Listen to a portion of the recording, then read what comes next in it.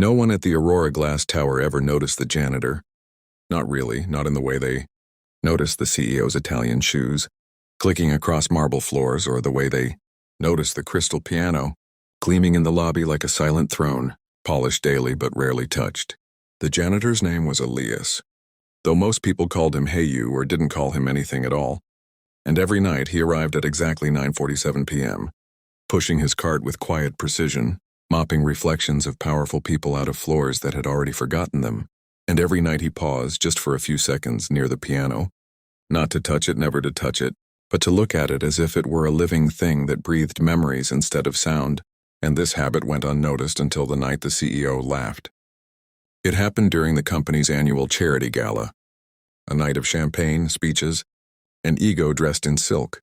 When investors crowded the lobby and the CEO, Victoria Hale stood near the piano, holding a glass of wine and making an offhand joke that would change everything. Someone asked why the piano was never played, and Victoria, smiling the way people smile when they believe no one around them matters, said, "Because no one here can play Chopin properly."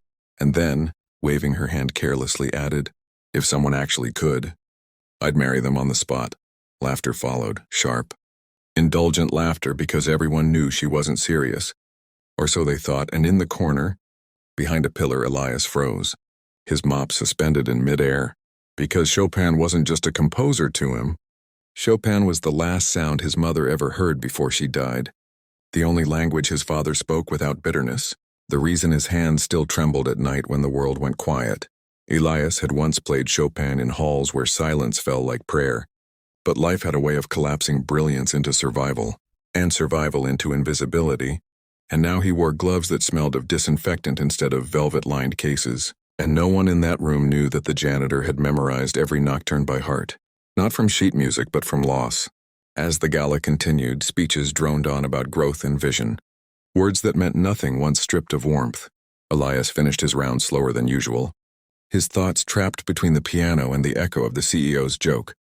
And when midnight came and the lobby emptied, the building returned to its true self, quiet, hollow, honest, and the piano stood alone under dim lights like it had been waiting.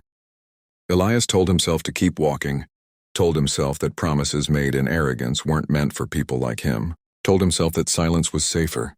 But his feet betrayed him, carrying him closer until he stood inches away, close enough to see fingerprints smudged on polished wood, close enough to smell old polish and something else. History, maybe. He removed his gloves slowly, reverently, like a man undressing before a confession, and sat on the bench not as a janitor, but as someone remembering who he used to be. And when his fingers touched the keys, the first note wasn't loud, wasn't dramatic. It was careful, almost afraid, like testing the surface of deep water. But the sound that followed filled the lobby with something no gala speech ever could: truth. Chopin's Nocturne in E-flat.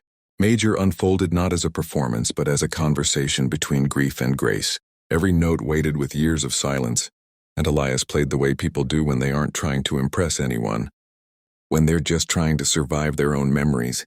And upstairs in her office, Victoria Hale stopped mid-sentence during a late call, her pen slipping from her fingers as the music reached her through vents and walls, threading itself into a place she'd kept locked for decades.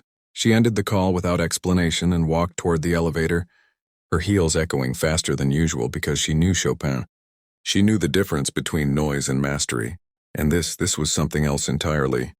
By the time she reached the lobby, Elias was deep into the piece, unaware that anyone was listening, unaware that security cameras were capturing not a janitor, breaking rules but a soul-reclaiming breath. And Victoria stood frozen behind a pillar, watching a man she had never seen suddenly become impossible to ignore, her earlier joke burning in her ears like a challenge she hadn't meant to issue but could no longer escape. She waited until the final note dissolved into silence before stepping forward. And when Elias looked up and saw her, panic flashed across his face, the old instinct to apologize already rising.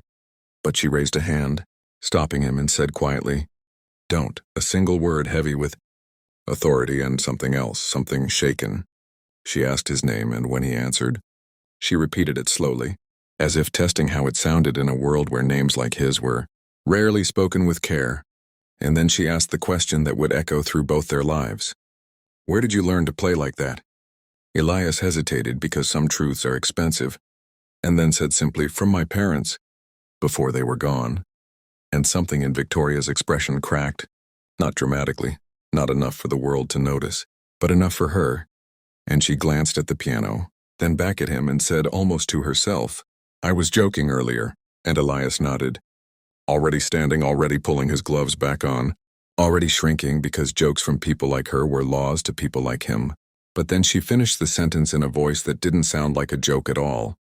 "But I don't think you were." The silence that followed was heavier than applause, heavier than money, heavier than power, and in that moment, the building itself seemed to listen, as if aware that something irreversible had just begun. And if you're the kind of person who believes stories like, "This only happened in movies," this is where you'd be wrong. Because real life doesn't announce its turning points with music. It whispers them through janitors, through forgotten pianos, through promises people make without realizing someone might actually be listening.